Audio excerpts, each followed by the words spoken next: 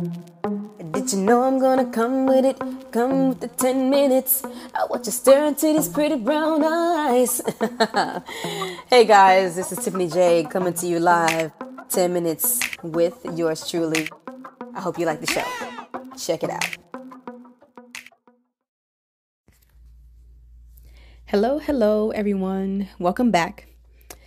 This is Tiffany J and I would like to give you story time again. So if you enjoyed my dream called A Run-In with the Streetcar Gang, I'm hoping that you'll enjoy this one. It's called Gold Bricks. Okay, here we go. Several of my friends and I, along with others that I didn't know, were gathered together outside of a huge fortress for a major task. We were all told to team up into groups of 5. Scattered inside this large edifice of a house were authentic gold bricks. Each group was given a chest. We had exactly 5 minutes to collect as many gold bricks as we could, place them inside of our chest, and exit the fortress before the scheduled demolition. However much we gathered, we were able to keep the amount and split it amongst our teammates.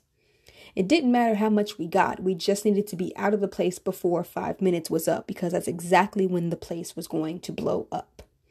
When the facilitator yelled, "Go!" all I could see were people sprinting past me, darting left and right, trying to block people from getting the bricks and gather as much as they could.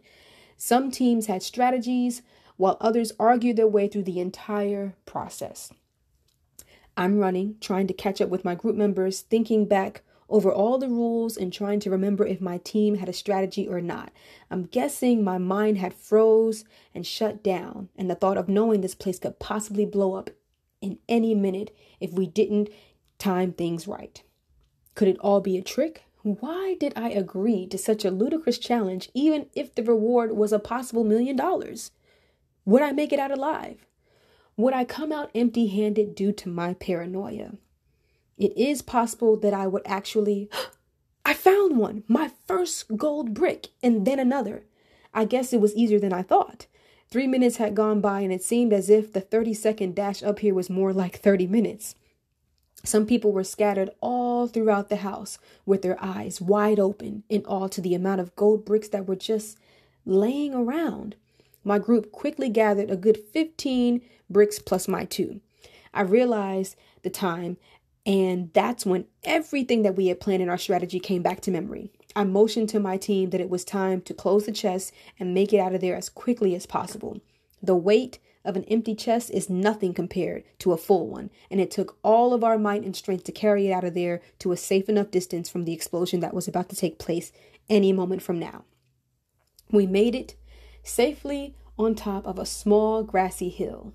From our safe haven, I could see some groups just entering, breathing in and out of breath, and others struggling just to leave the building due to the fact that their chests were just too heavy. So ultimately, it was more than just an opportunity to gain money, but a test to find that fine balance between a little and a lot, or life or death. At the 5-minute mark, the facilitator told everyone to freeze and stated that an additional 3 minutes would be allowed to search for any more gold bricks. As group leader, I had a 5-second meeting inside my head with about 10 different possible scenarios and told my group, we are not going back inside. I had already calculated how much time it took us to run inside, find the 17 that we have, and how we had to struggle to get out. There would have been no way that we would have made it back alive. We will just wait here until the challenge is over. Some were confused, thought that I was stupid and mad, but I knew that we had enough, and I wasn't willing to risk my life for the possibility of more money. I mean, call me crazy if you want to. So, as soon as the facilitator said an additional 3 minutes, people were darting back to grab as much as they could. Without the chest at this point, it seems like it was every man for themselves type of thing. The 6 minutes and 30-second mark hit, and people who were still inside from the first 5 minutes double-dutched right back inside once they heard more time was allotted. 6 minutes, 45 seconds, nothing. 7 minutes and 30 seconds, you could hear a loud beep, beep, beep, counting as if it's overhead the entire grounds of the fortress. There's absolutely no way you couldn't have heard it.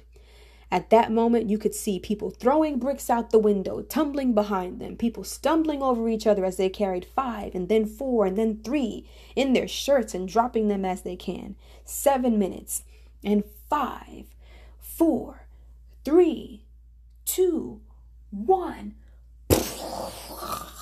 The loudest explosion occurred, but I couldn't even hear it. My group had taken the extra 3 minutes to drag our chests further to safety away from the explosion, but there was still such an impact. It was like everything happened in slow motion, all in a matter of seconds.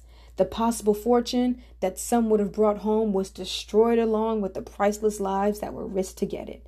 Upon waking up from this dream, I thought to myself, if I ever get a chance to obtain prosperity, riches, perhaps even millions, think about what risk I would be willing to take to possess it and maintain it, because nothing comes without a cost. That was another edition of 10 Minutes with Tiffany J. I hope you all enjoyed yourselves, because I know I did. You can find more episodes on my website, www.tjayetaylor.com, and go to podcasts. But don't stop there. Hop on over to the music tab and rock out to your favorite Tiffany J records, starting with my latest single, Work For It, available for streaming and downloads on all major platforms, with a bomb video showcase on YouTube featuring the Queen City, Charlotte, North Carolina.